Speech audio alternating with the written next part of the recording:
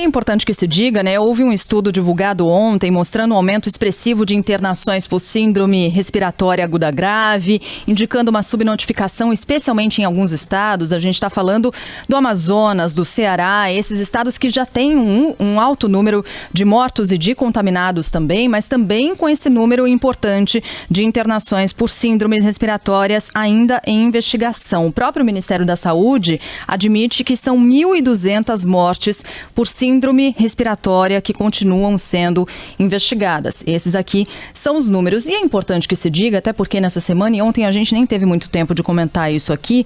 O noticiário está sempre muito cheio, né? E com um grau de complexidade, porque esse é um assunto que envolve muita complexidade. A gente está falando de Brasis diferentes, né? O Brasil que tem acesso a home office, o Brasil que tem álcool gel, o Brasil que tem máscara, e o Brasil que não tem saneamento básico, o Brasil que não tem dinheiro para colocar em casa, o Brasil de quem passa fome ainda e precisa de uma cesta básica urgentemente, ou dos R$600 de auxílio emergencial para conseguir sobreviver. E é importante que a gente fale dessas realidades tão distintas, mas que compõem exatamente a mesma crise, que é uma crise de saúde, mas que é uma crise econômica também. Nessa semana, o ministro Luiz Eduardo Ramos se queixou da imprensa quando falou, poxa, mas a imprensa só fala de morte, só fala de caixão.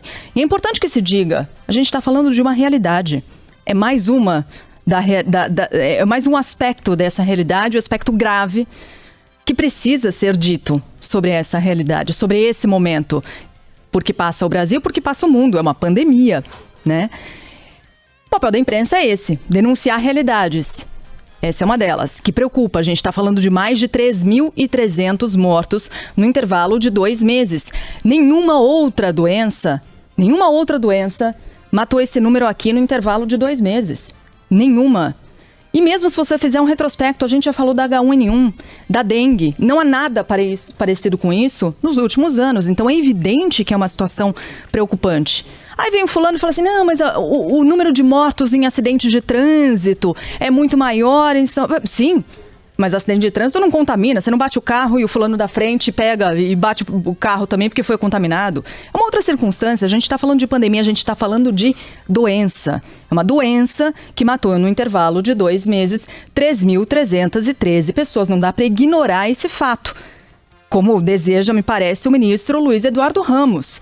É claro que a gente também fala de outros aspectos, por exemplo, da solidariedade, que tem aparecido tanto, né? A gente falou aqui de aspectos tão bacanas das pessoas tentando se ajudar como podem, né? Isso também é um aspecto desse momento de crise. Agora, não dá para ignorar. E precisamos lembrar mais uma vez, morte é morte. Não tem morte de direita, não tem morte de esquerda. Não tem dado de direita, dado de esquerda, não tem coronavírus de direita, coronavírus de esquerda. Quer dizer, para a anta do Ernesto Araújo tem comunavírus, né? Mas não tem. Assim como não haverá vacina de direita nem de esquerda quando houver essa vacina. Então é importante que a gente fale daquilo que é um retrato bonito. Não é bonito. Não é bonito. Né? A gente não acha bonito. A gente não gosta de ficar falando disso. É um retrato feio, dolorido, dói o estômago falar disso, né? Falar dos caixões, das valas comuns onde as pessoas são enterradas. Tem um critério jornalístico que eu aprendi logo nova e que a gente usa às vezes instintivamente para decidir se uma notícia ela tem relevância, não tem, qual a dimensão que se dá.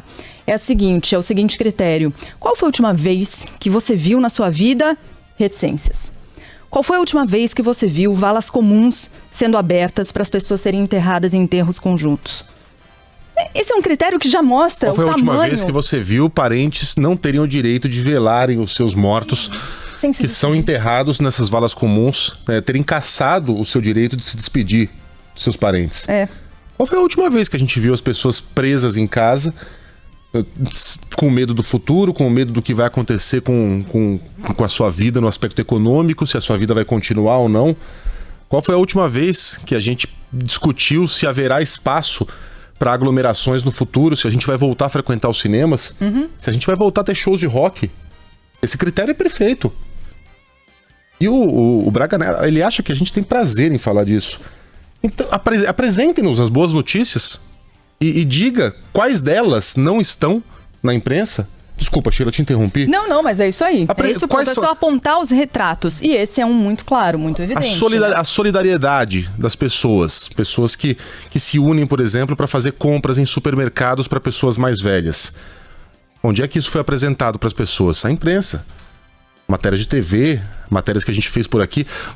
Iniciativas bacanas, o bingo na janela, o show de rock na varanda, para que as pessoas pelo menos possam se entreter. São iniciativas bacanas, boas. Parabéns na varanda. Boas notícias. Também. O parabéns para você, para pessoas desconhecidas. Tudo isso a imprensa abordou. Vocês não falam do número de recuperados. A gente fala o dia... Todos os dias. Todos os dias. Acabamos de falar. Todo. Acabamos de falar do número de recuperados. Aliás, já repetimos aqui 1 milhão de vezes que o índice de mortalidade dessa doença é de 3%. Varia, né? De 0,5% a 3,5%, dependendo do país. Tudo isso a gente aborda todos os dias. Quando a gente fala que o índice de 3,5% está implícito que 96,5% das pessoas vão se recuperar. Mas me diga aí, secretário, quais são as grandes notícias mais positivas que estão deixando de ser abordadas pela imprensa? O governo anunciou um plano de recuperação econômica que está sendo criticado pelos próprios membros do Ministério da Economia. A gente tem um dos ministros mais importantes e mais populares se preparando para pegar o boné e deixar o governo. A gente tem o posto Ipiranga, sobre quem a gente depositou toda a confiança do mundo, magoado, isolado, pensando também em sair. A gente tem um presidente que está brigando com o Supremo, que está brigando com o presidente da Câmara, a gente tem pessoas se aglomerando nas ruas, pedindo mais aglomeração, um golpe militar e a volta do AI-5 e pior, um presidente participando dessas manifestações. Então quais são os aspectos positivos que a gente está deixando de lado exatamente porque a gente gosta de falar de caixão, porque a gente gosta de falar de morte? A Carla Bigato está com dor no estômago, eu não acho que é porque ela está comendo miojo todo dia, ou porque está pedindo pizza. São porque essas coisas nos pegam mesmo. Nos fazem chorar na cama, literalmente, perder o sono, pensar no futuro dos nossos filhos e ver o sujeito falar que a gente tira prazer disso. Ora, pelo amor de Deus, desculpa, Sheila, acabei embarcando no seu comentário aí e eu roubei seu lugar de fala, perdão. Não, é isso, já tinha concluído. Tava falando de todos os retratos e esse é mais um.